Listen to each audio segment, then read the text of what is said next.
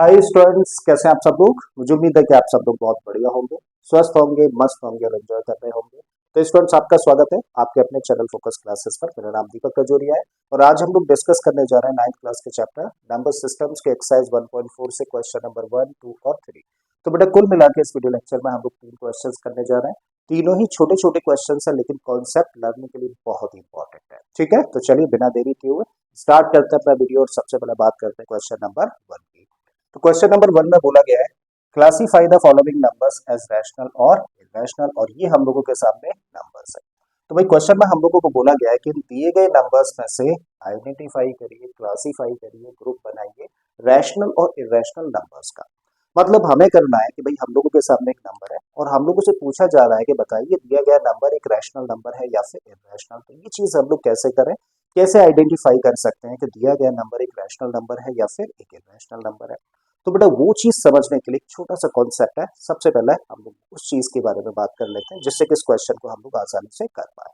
ठीक है, तो उसके लिए मान लीजिए आर से मैंने दिखाया किसको, एक रैशनल नंबर को, जबकि आई आर से मैं रिप्रेजेंट कर रहा हूं किसको, एक इरेशनल नंबर।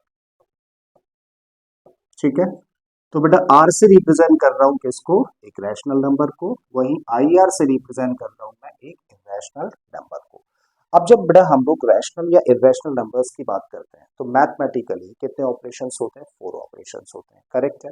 अब अगर हम लोग कोई भी दो रैशनल नंबर्स को कंसीडर करें, एक रैशनल और दूसरा रैशनल, तो अगर बेटा कोई भी दो रैशनल नंबर्स कंसीडर किए जाएं, अगर इन दो रैशनल नंबर्स को बेटा प्लस करेंगे तो रिजल्ट क्या आएगा, रैशनल। एक रैशनल में से दूसरे रैशनल नंबर को माइनस करेंगे तो भी क्या होगा, रैशनल। एक रैशनल के साथ दूसरे रैशनल नंबर का मल्टीप्लाई किया तो रिजल्ट रैशनल। और एक रैशनल नंबर को दूसरे नॉन जीरो रैशनल नंबर से डिवाइड करोगे तो भी रिजल्ट कैसा होगा, रैशनल होगा। तो यहाँ पे एक बात हम लोगों को समझ आई कि अगर हम लोग कोई भी दो रैशनल नंबर्स कंसीडर करें और इन दो नंबर्स के साथ में बेटा कोई भी मैथमेटिकली ऑपरेशन हम लोग लगा दें, चाहे प्लस करें, माइनस करें, मल्टीप्लाई करें या फिर डिवाइड करें, फाइनली जो रिजल्ट हम लोगों का आने वाला होता है वो कैसा होता है, एक रैशनल नंबर निकल कर आता है। आई थिंक बात यहाँ पे क्लियर है। ठीक है, तो रैशनल नंबर्स कोई भी दो रैशनल या दो से ज्यादा रैशनल नंबर्स हम लोग लें और चाहे उनको प्लस करें, माइनस करें, मल्टीप्लाई करें या फिर डिवाइड करें, तो उस केस में हम लोगों को रिजल्ट क्या मिलने वाला है, रैशनल नंबर। सिर्फ डिवीजन के केस में क्या याद रखना है, ये वाला नंबर कैसा होना चाहिए, नॉन जीरो रैशनल नंबर होना चाहिए, जीरो नीचे नहीं आ सकता। करेक्ट है। अब बेटा बात करते हैं, हम लोग ले लेते हैं एक इरेशनल और दूसरा इरेशनल नंबर। तो यहाँ पे हम लोग कंसीडर कर रहे हैं दो इरेशनल नंबर्स को। तो भाई जब दो इरेशनल नंबर्स हम लोग लेते हैं और इनका कोई भी ऑपरेशन करें, जैसे दो इरेशनल नंबर्स को हम लोग प्लस करें, तो रिजल्ट बेटा रैशनल भी आ सकता है और रिजल्ट इरेशनल भी हो सकता है। दोनों ही चीजें पॉसिबल है। तो दो इरेशनल नंबर्स के एडिशन में बेटा रिजल्ट रैशनल भी हो सकता है और रिजल्ट इरेशनल भी हो सकता है। अब अगर बेटा हम लोग सब्ट्रैक्शन के केस पर आए तो यहाँ भी हम लोग कह सकते हैं कि रैशनल और इरेशनल दोनों रिजल्ट आ सकते हैं। मल्टीप्लीकेशन के केस में भी बोला जा सकता है कि रिजल्ट या तो रैशनल होगा या फिर रैशनल। नॉट श्योर क्या होगा, वो डिपेंड करेगा कि नंबर्स क्या है। ठीक है, वहीं बेटा जब हम लोग एक इरेशनल नंबर को दूसरे इरेशनल नंबर से डिवाइड करें तो रैशनल और इरेशनल यहाँ भी मिलेगा। मतलब हम लोगों को समझ आता है कि जब भी कभी हम लोग दो इरेशनल नंबर्स का ऑपरेशन करते हैं, चाहे उन्हें प्लस करें, माइनस करें, मल्टीप्लाई करें या फिर डिवाइड करें, तो उस केस में बेटा रिजल्ट हम लोगों का रैशनल भी आ सकता है और इरेशनल भी आ सकता है। आई थिंक ये चीज भी क्लियर है। अब बात करते हैं एक रैशनल नंबर और एक इरेशनल नंबर की। ठीक है, तो अब हम लोगों ने क्या लिया है, एक नंबर तो बेटा रैशनल लिया और एक नंबर इरेशनल लिया है। जब हम लोग एक रैशनल नंबर के साथ एक इरेशनल को प्लस करें या इरेशनल के साथ रैशनल को प्लस करें, एक ही बात है। तो बेटा हम लोगों का जो रिजल्ट आता है वो होता है एक इरेशनल नंबर। जब एक रैशनल में से माइनस करें एक इरेशनल नंबर को या फिर इरेशनल में से माइनस करें एक रैशनल नंबर को, तो भी उस केस में क्या रिजल्ट होगा, एक रैशनल नंबर। जब एक रैशनल नंबर, लेकिन ये रैशनल कैसा होना चाहिए, नॉन जीरो, यानी कि जीरो नहीं होना चाहिए बस। तो जब एक रैशनल नंबर जो कि नॉन जीरो रैशनल नंबर है उसको एक रैशनल नंबर के साथ मल्टीप्लाई करें तो रिजल्ट होगा इरेशनल। और जब एक रैशनल नंबर को हम लोग बेटा डिवाइड करें इरेशनल नंबर से, या फिर कहिए कि इरेशनल नंबर को बेटा एक नॉन जीरो रैशनल नंबर से डिवाइड करें, तो उस केस में हम लोगों का रिजल्ट क्या होगा, इरेशनल होगा। तो यहाँ से हम लोगों को क्या समझ आता है, यहाँ से बेटा हम लोगों को समझ आता है कि एक रैशनल और एक इरेशनल नंबर का कोई भी ऑपरेशन करें, चाहे प्लस करें, माइनस करें, मल्टीप्लाई करें या फिर डिवाइड करें, रिजल्ट हमेशा कैसा होगा, एक इरेशनल नंबर होगा। ठीक है, तो ये चीज समझ आ गई। एक बार सम अप कर देता हूं कि अगर हम लोग कोई भी दो रैशनल नंबर्स लेते हैं तो बेटा इनका कोई भी ऑपरेशन करने का रिजल्ट रैशनल होता है। जब हम लोग दो इरेशनल नंबर्स लेते हैं तो कोई भी ऑपरेशन करने पर, यानी कि प्लस माइनस मल्टीप्लाई या डिवाइड कुछ भी करो, रिजल्ट आपका रैशनल भी आ सकता है और इरेशनल भी आता है। ठीक है, लेकिन जब हम लोग बेटा एक रैशनल और एक इरेशनल नंबर का कोई भी मैथमेटिकली ऑपरेशन करें तो उस केस में जो रिजल्ट होगा हमेशा कैसा होगा, एक इरेशनल नंबर होगा। बस कंडीशन क्या है कि भाई यहाँ पे जो है ना मल्टीप्लीकेशन वाला केस, इसके अंदर जो रैशनल नंबर है वो कैसा होना चाहिए, नॉन जीरो होना चाहिए। बिल्कुल डिवीजन में भी कह सकते हैं कि अगर एक रैशनल नंबर से डिवाइड करना है तो रैशनल नंबर कैसा होना चाहिए, नॉन जीरो होना चाहिए। ठीक है, अब अगर ये कॉन्सेप्ट समझ आ गया तो समझो इस क्वेश्चन में कुछ नहीं है। ठीक है, चलिए क्लीन करते हैं फिर बात करते हैं क्वेश्चन की।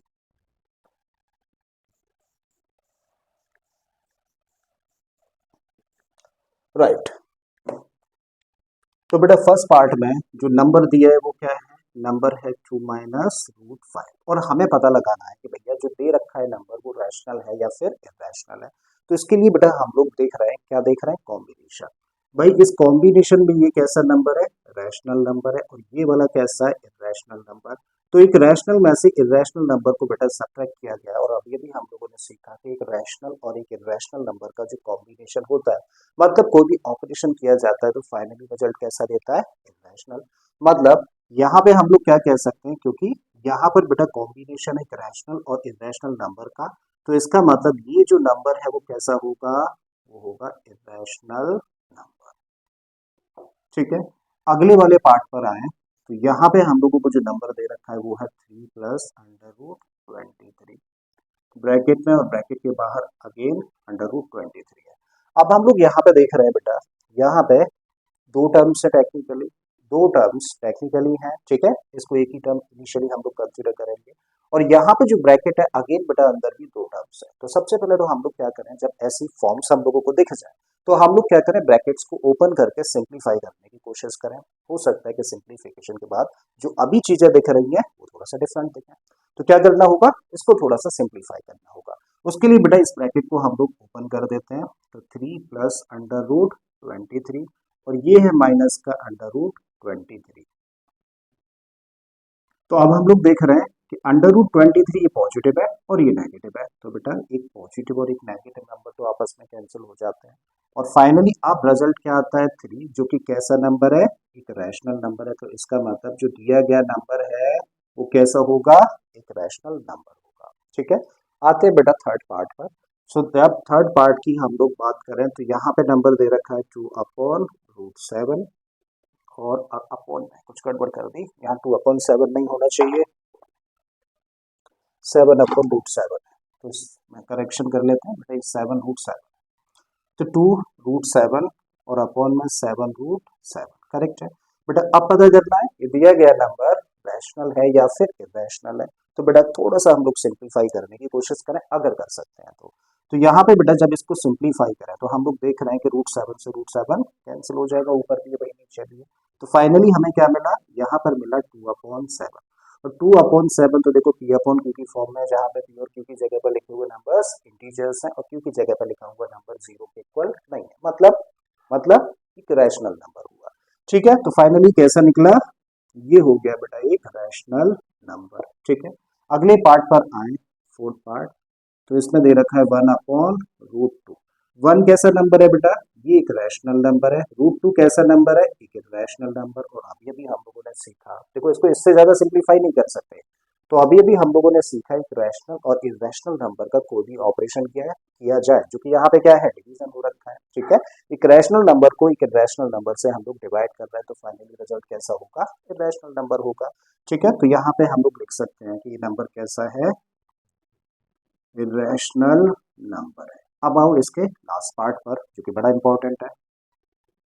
बेटा बोला गया 2π, तो जरा बताओ 2π कैसा नंबर है, रैशनल है कि इरेशनल है। तो उसके लिए हम लोग देखें बेटा 2 कैसा नंबर है, एक रैशनल नंबर है।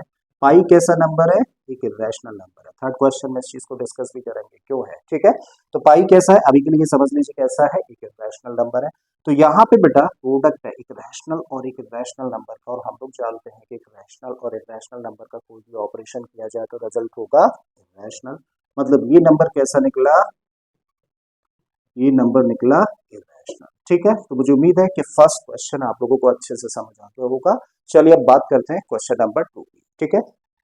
अब बेटा अगले क्वेश्चन में हम लोगों को बोला है simplify each of the following expressions, और यहाँ पे कुल मिला के हम लोगों को 4 एक्सप्रेशंस दे रखे हैं, ठीक है। तो क्या करना है हम लोगों को, इन दी गई 4 एक्सप्रेशंस को हम लोगों को सिंप्लीफाई करना है, ठीक है। तो चलिए करते हैं भाई। पहले पार्ट में हम लोगों को जो एक्सप्रेशन दे रखी है वो क्या है, 3 प्लस रूट 3, और इनटू में है 2 प्लस रूट 2, करेक्ट है। इसको सिंप्लीफाई करना है तो हम लोग क्या देख पा रहे हैं, यहाँ पे 2 ब्रैकेट्स है और कोई भी साइन नहीं है, तो मतलब ये मल्टीप्लाई कर रहा है, करेक्ट है। तो ऐसे केस में बेटा इसको इजीली हम लोग कैसे टैकल करते हैं जरा समझें। सबसे पहले बेटा इस नंबर को पकड़ो, यहाँ पे क्या लिखा है 3, और इस 3 का बेटा मल्टीप्लाई करो किसके साथ में, यहाँ पे पहले लिखे हुए नंबर के साथ में। तो 3 का मल्टीप्लाई बेटा 2 में करोगे तो क्या मिलेगा, 6 मिलेगा। जब हम लोग 3 का मल्टीप्लाई रूट 2 के साथ में करें, तो 3 का मल्टीप्लाई जब रूट 2 के साथ में होगा, ये भी पॉजिटिव, रिजल्ट पॉजिटिव ही रहने वाला है। और 3 का मल्टीप्लाई रूट 2 के साथ करेंगे तो 3 रूट 2 बनेगा, आई थिंक कोई डाउट नहीं। अगेन बेटा रूट 3 का मल्टीप्लाई, अब इस नंबर को पकड़ेंगे हम लोग, रूट 3 का मल्टीप्लाई बेटा इस पहले नंबर यानी कि 2 के साथ में करेंगे तो क्या मिलेगा हम लोगों को, तब मिलेगा 2 रूट 3, ठीक है। अब रूट 3 का मल्टीप्लाई रूट 2 के साथ में करेंगे। देखिए एक प्रॉपर्टी हम लोग जानते हैं कि अगर हम लोग अंडर रूट ए और अंडर रूट बी इन दो नंबर्स का मल्टीप्लाई करें तो बेटा, क्योंकि दोनों का रेडिकल साइन वही है, दोनों रूट में है, ठीक है, स्क्वायर रूट में है, तो ऐसे केस में हम लोग क्या करते हैं, रेडिकेंट यानी कि अंदर लिखे हुए नंबर्स को आपस में मल्टीप्लाई करके सेम रेडिकल साइन यानी कि स्क्वायर रूट यूज करते हैं। तो अंडर रूट ए और अंडर रूट बी को क्या लिख सकते हैं, अंडर रूट ए। जैसे मैं कहूँ अंडर रूट 3 और अंडर रूट 5 का मल्टीप्लाई करोगे तो रूट बनाओगे, और इन दोनों नंबर्स को मल्टीप्लाई कर दोगे तो क्या लिखोगे, इसको अंडर रूट 15 लिखोगे। आई थिंक चीज समझ आ गई। तो बेटा जब रूट 3 और रूट 2 का मल्टीप्लाई करेंगे तो क्या रहने वाला है, रूट साइन वही रहने वाला है, और 3 और 2 का मल्टीप्लाई कर देंगे तो क्या बनेगा, 6 बनेगा। और अब हम लोग देखें तो ये बेटा 6 है, ये है 3 रूट 2, ये है 2 रूट 3 और ये है रूट 6। क्या ये बेटा लाइक टर्म्स है, तो हम लोग देख रहे हैं कि ये अनलाइक टर्म्स है। अनलाइक टर्म्स कहने का मतलब यहाँ पे जो इरेशनल फैक्टर्स है ना बेटा डिफरेंट डिफरेंट है। ये तो कैसा नंबर है, रैशनल नंबर है। यहाँ पे इरेशनल फैक्टर क्या है, रूट 2, ठीक है, यहाँ पे क्या है रूट 3 और यहाँ पे क्या है रूट 6। इसका मतलब बेटा डिफरेंट डिफरेंट इरेशनल फैक्टर्स है, और जब डिफरेंट इरेशनल फैक्टर्स होते हैं तो आपस में प्लस माइनस नहीं किए जा सकते। हाँ मल्टीप्लाई और डिवीजन जरूर परफॉर्म किया जा सकता है, लेकिन प्लस माइनस नहीं किए जा सकते। इसका मतलब बेटा इसको इससे ज्यादा सिंप्लीफाई नहीं कर सकते हैं। तो यही हम लोगों का आंसर आ जाता है, ठीक है। दूसरे पार्ट पर हम लोग आए तो यहाँ पर हम लोगों को जो एक्सप्रेशन दे रखी है उसमें दिया है हम लोगों को 3 प्लस रूट 3 और इनटू में 3 माइनस रूट 3, ठीक है।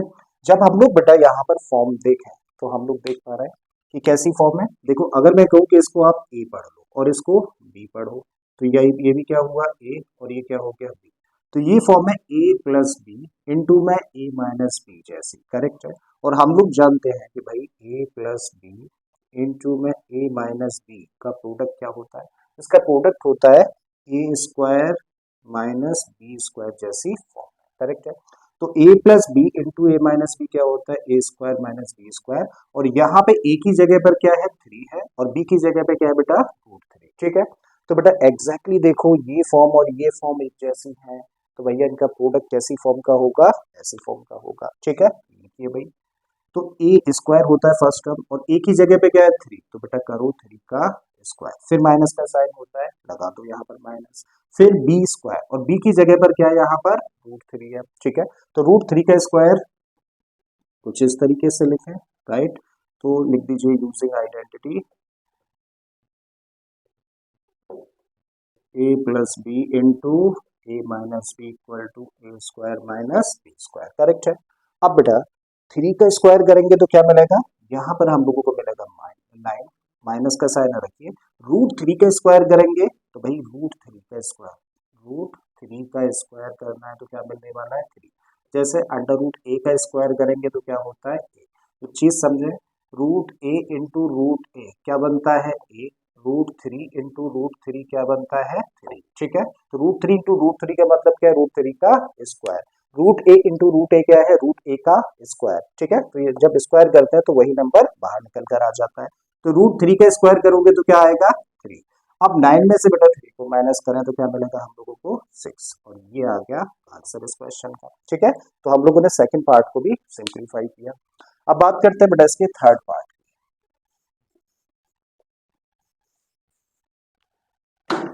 सो थर्ड पार्ट में हम लोगों को दिया है under root five plus under root two का होल स्क्वायर।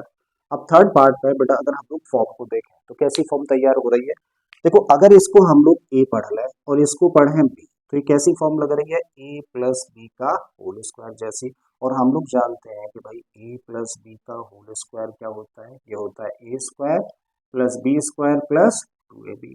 पॉइंट समझ आ रहा है। तो हम लोग इस आइडेंटिटी का यूज करके बेटा इसको एक्सपेंड कर रहे हैं, जहां पे ए की जगह पे रूट फाइव है, बी की जगह पे रूट टू है। तो जब ए प्लस बी का होल स्क्वायर की बात करें तो इसका एक्सपेंशन बेटा कुछ इस फॉर्म में होना चाहिए।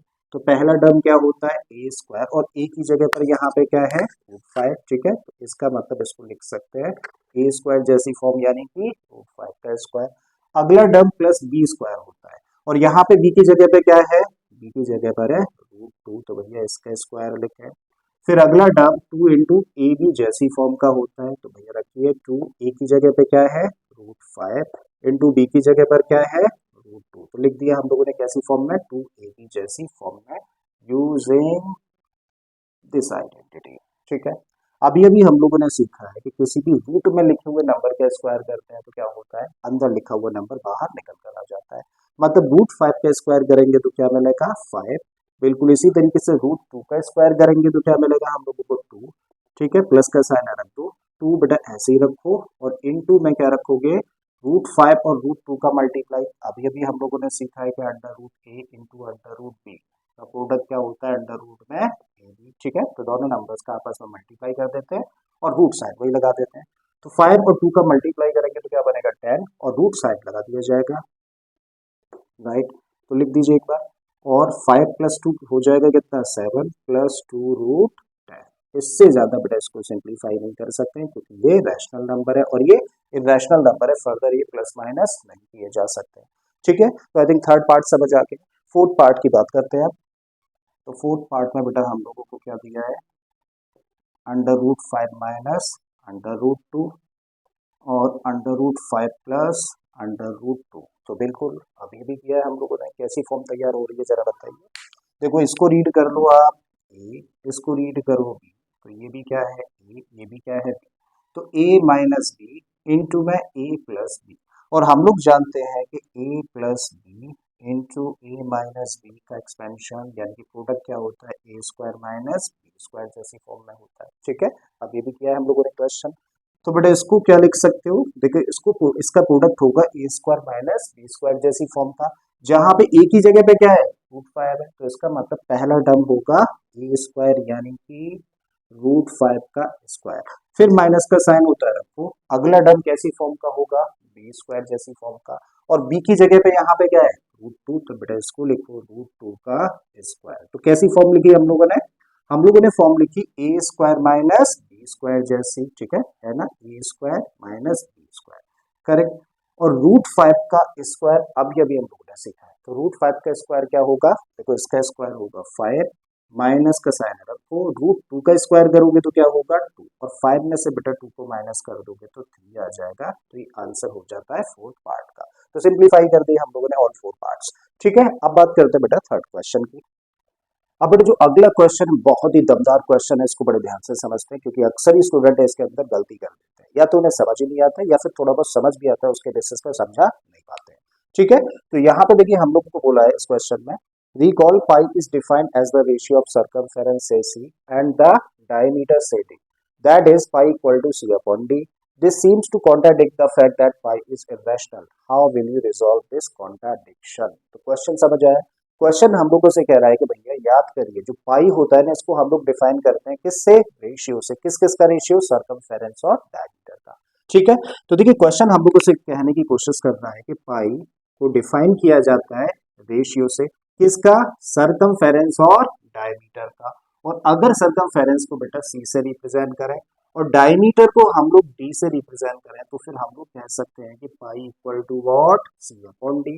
तो pi equal to C upon D ऐसे लिखा जा सकता है। करेक्ट है। क्वेश्चन कह रहा है कि पाई को डिफाइन किया जा सकता है रेशियो से, किस किस का रेशियो, सरकमफेरेंस और डायमीटर का। करेक्ट। अब मेन पता है यहाँ पे कंफ्यूजन क्या है और क्वेश्चन हम लोगों को कहाँ ले जाने की कोशिश कर रहा है।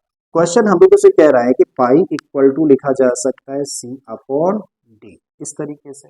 और अगर इस तरीके से लिख सकते हैं तो बेटा ये जो फॉर्म निकल कर आई वो कैसी हुई, पी अपॉन क्यू जैसी फॉर्म।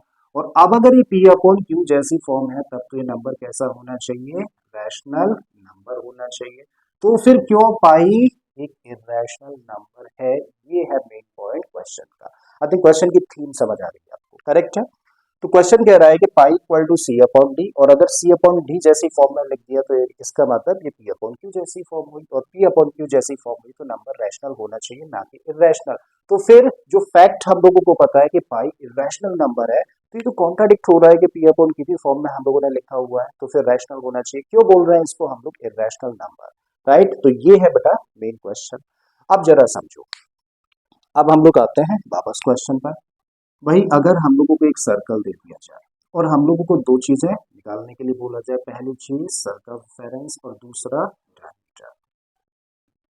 ठीक है। तो जब हम लोगों के पास सामने कोई भी सर्कल है, अगर हम लोग दो चीज मेजर करने की कोशिश करें, क्या क्या बेटा, सरकमफेरेंस और डायमीटर। तो जब हम लोग बेटा सरकमफेरेंस और डायमीटर मेजर करेंगे तो या तो बेटा सरकमफेरेंस या फिर डायमीटर को एग्जैक्टली मेजर किया जा सकता है। एग्जैक्टली मेजर किया जाने का मतलब क्या है कि या तो सरकमफेरेंस या फिर डायमीटर दोनों में से एक ही बेटा रैशनल निकल कर आएगा, दूसरा कैसा होगा, इरेशनल। इरेशनल कहने का मतलब है कि हम लोग उसको मेजर करने की कोशिश करें तो एग्जैक्टली मेजर नहीं कर पाएंगे। हम लोग जनरली क्या कर लेते हैं, राउंड ऑफ कर लेते हैं। राउंड ऑफ कहने का मतलब अप्रोक्सीमेट रैशनल वैल्यू को रीड आउट कर लेते हैं, जो कि एक्चुअल में मेजर नहीं करी जा सकती, और एक्चुअल में मेजर नहीं करी जा सकती तो मतलब इरेशनल है। करेक्ट है। तो इसका मतलब जब बेटा सरकमफेरेंस और डायमीटर दोनों को मेजर किया जाता है तो दोनों में से कोई भी एक इरेशनल होता है और दूसरा रैशनल। तो इस तरीके से बेटा जब C अपॉन डी पाई डिफाइन करता है, C अपॉन डी से पाई को डिफाइन किया जाता है, तो दोनों में से एक रैशनल और एक इरेशनल है। और हम लोग जानते हैं, हम लोगों ने वीडियो के शुरू में ही सीखा कि एक रैशनल और एक इरेशनल नंबर का कोई भी मैथमेटिकली ऑपरेशन परफॉर्म किया जाए, जो कि यहाँ पे हम लोग देख पा रहे हैं डिवीजन है, तो एक रैशनल और एक इरेशनल नंबर का बेटा डिवीजन परफॉर्म करेंगे तो रिजल्ट कैसा होगा, इरेशनल होगा। तो इसका मतलब यहाँ से हमें क्या मिलेगा, एक इरेशनल रिजल्ट मिलेगा। ठीक है। अब आप लोगों के माइंड में आ रहा होगा कि तो कैसी फॉर्म है, पी अपॉन क्यू फॉर्म है तो रैशनल होना चाहिए। तो बेटा ये बात माइंड से निकाल दो, क्योंकि किसी भी नंबर को रैशनल कहने के लिए 3 चेक पॉइंट्स होते हैं। पहला चेक पॉइंट होता है कि पी अपॉन क्यू की फॉर्म में लिखा जा सके, पहला चेक पॉइंट है। दूसरा चेक पॉइंट होता है कि पी और क्यू की जगह पे लिखे हुए नंबर्स कैसे होने चाहिए, इंटीजर्स होने चाहिए, ये दूसरा चेक पॉइंट है। तीसरा चेक पॉइंट है कि क्यू की जगह पे लिखा हुआ नंबर 0 के इक्वल ना हो। जब ये बेटा तीन कंडीशंस को भी नंबर सेटिस्फाई करता है तभी उसको बोल सकते हैं हम लोग रैशनल नंबर, अदरवाइज रैशनल नहीं कहा जा सकता। करेक्ट है। यहाँ पे जब हम लोग देखें तो भाई C अपॉन डी जरूर कह सकते हैं कि P अपॉन क्यू जैसी फॉर्म है, तो ये तो पहला चेक पॉइंट हुआ। अब दूसरा चेक पॉइंट पर हम लोग आए तो क्या C और D की जगह पर लिखे हुए नंबर्स अपने आप में इंटीजर्स हैं, तो भैया इरेशनल नंबर है, और इरेशनल नंबर्स तो इंटीजर्स नहीं होते हैं ना, तो इसका मतलब यही फेल हो जाता है, राइट। और C P अपॉन क्यू की फॉर्म में दिखने के बावजूद भी नंबर कैसा बन जाता है, इरेशनल होता है। आई थिंक चीजें समझ आ रही है, एक्सप्लेनेशन समझ आ गया है। अब इस चीज को हम लोग लिख देते हैं। ठीक है। तो क्या लिख सकते हैं, इसका आंसर होगा no, there is no contradiction. तो बेटा एक बार एक्सप्लेन कर देता हूँ, क्योंकि मुझे लग रहा है कि कैमरे का एंगल चेंज होने की वजह से पूरा पार्ट आपको विजिबल नहीं था। ठीक है। तो यहाँ पे लिखा है no, there is no contradiction that pi is an irrational number because on measuring the circumference and the diameter one of them is rational and the another is irrational. Hence, it becomes the combination of a rational and an irrational number. So, pi equal to C upon D becomes irrational. Correct है। तो major करने पे या तो circumference या diameter दोनों में से एक कैसा होता है, इरेशनल, दूसरा होता है रैशनल। तो इस तरीके से pi equal to C upon D combination बन जाता है एक रैशनल और इरेशनल नंबर का, और इस तरीके से पाई बेटा एक इरेशनल नंबर हो जाता है। ठीक है।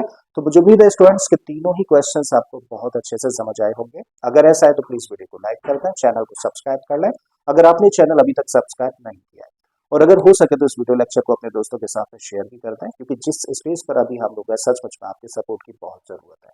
राइट। तो चलिए मैं फिर से आता हूँ एक और नए इसी तरीके के वीडियो लेक्चर के साथ में। Till then keep learning and thank you for watching this video.